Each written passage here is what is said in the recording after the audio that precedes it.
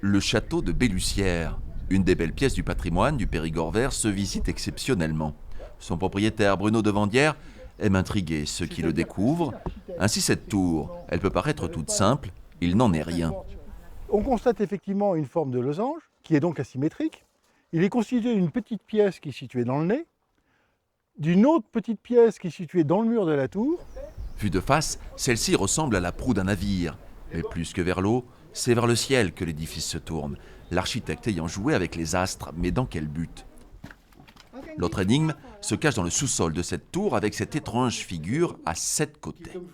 Ce sont 7 pierres identiques, ce qui veut dire que le concepteur de l'heptagone est aussi le concepteur de la tour, et que les deux éléments sont liés.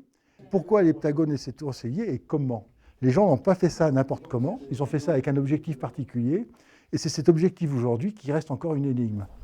Plus que la résolution des énigmes, c'est la découverte du château en lui-même et de ses alentours qui ravit ici les visiteurs. La visite est très intéressante quand il y a un guide qui est excellent, qui connaît bien son château.